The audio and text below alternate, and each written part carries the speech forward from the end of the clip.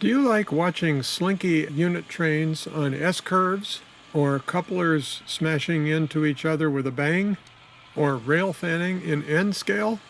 If so, this might be a video you enjoy. This is Burr Stewart, and welcome to part 94 of my continuing series of model railroad operations videos. Today I hope I'm going to finish, obsessing over these new Rapido barrel ore cars that I purchased in N-scale.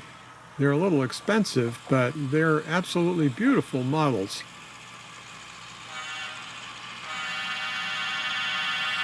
And you can see them here running around on my 4x8 foot layout. What we're going to do today is a little bit of operations where I'm going to take the original train that I started, which you see here, and I'm going to add some more cars to it and then create a really long unit train, which even as a long train doesn't clog up my small layout that much. So let's get into it. Here you see my original unit train, which you may have seen in some of my earlier short videos, being added to by the engines pulling forward with 3 cars in them. I won't go into why we didn't cut off all the cars because it's not worth mentioning.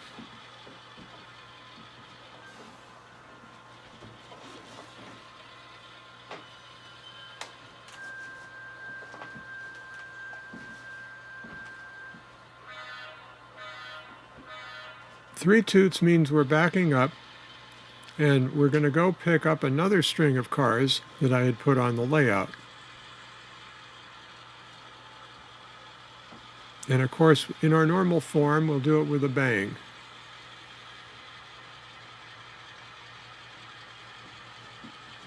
There you can see, bang! I wanted to make sure that they coupled, so I pushed with my thumb, but that wasn't enough. So we had to come back and bang a second time. But I didn't want to bother with that, so I just moved the cars forward and made sure it worked. So then we pulled this cut forward in preparation for pushing it back onto the existing train. Pay no attention to the BNSF diesels that are parked off the track. I meant to remove those, but I forgot.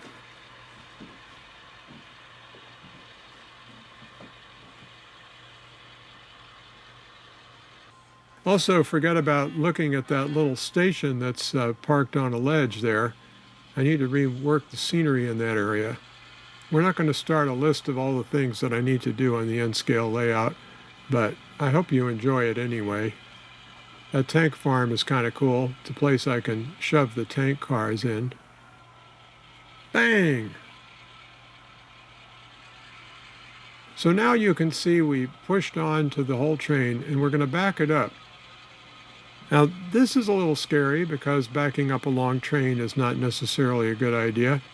But first of all, I wanted to test all of these new cars and make sure they all were running well and they didn't derail when I pushed them backwards. And second, I wanted to get the train back out on the main line so I wouldn't be pulling forward through the yard. Now, really, there's nothing wrong with pulling forward through the yard, but I would have had to walk around to the other end of the yard and flip the switch down there, so I thought it was easier, since the main line was already aligned, it was easier to just push the train back and flip the switch here underneath that pedestrian crossing. You'll also notice on the track to the right of our moving train is some of the long barrel ore cars. I don't know why that engine stalled right there. I think it's because I was taking a video, right? Anyway, the long barrel ore cars in the black paint are somewhat more modern versions. There you could see I flipped the switch. And the modern versions look really great too. And of course, we'll run them behind the BNSF locomotives in some different video in the future. But right now, we're just running the older prototype cars in the 3 different paint schemes that you see on the moving train there.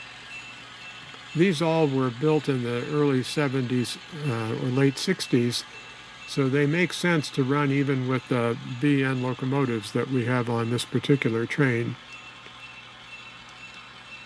this whole operation is kind of out of era since I have the BNSF locomotives and a lot of rolling stock, more modern rolling stock on the layout too, but that's all right. This is reality model railroading. Sometimes we fool around a little bit with the era. So I'm backing up there. You can see how nice that looks curving around. The main point of these short barrel cars is that they're short, so they really slink around curves way better than a lot of the modern 50 and 60-foot box cars do.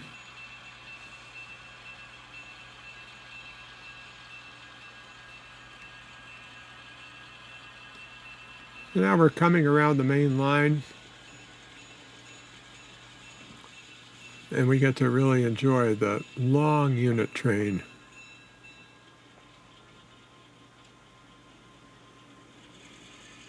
Another thing you might notice, at least I noticed it, was that these ESU sound decoders in these F units have an automatic feature similar to the Tsunami's digital diesel exhaust.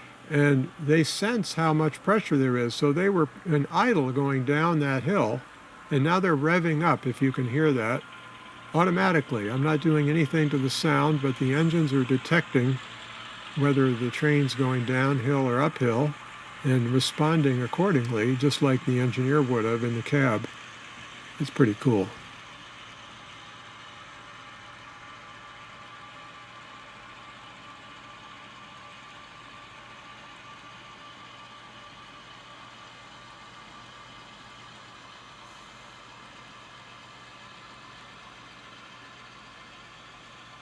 Again, pay no attention to that BNSF locomotive that's off the track. It's just a temporary fluke that I'm storing it there.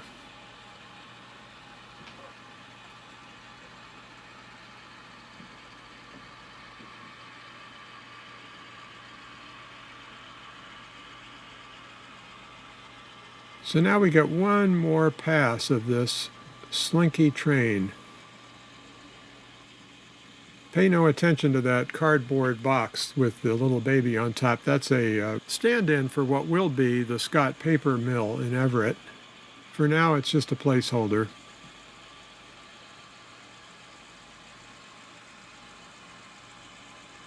Doesn't that train look nice?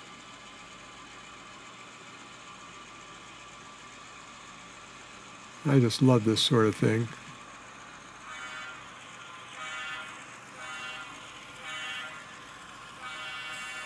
And when you're rail fanning, you usually see larger distances, so the trains always look kind of slinky. But on a model railroad, it's a different story. So that's where these short cars are really handy. And as you can see, we haven't had any derailments, any sort of problems with these cars, even in such a long train.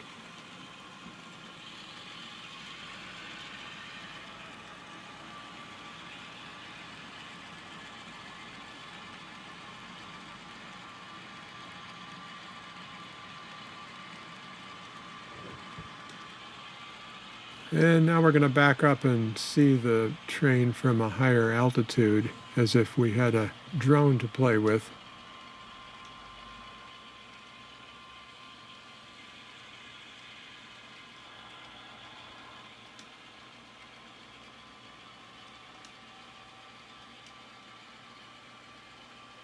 And finally, I just wanted you to see these cars close up. Compare the long black cars with the short brown cars.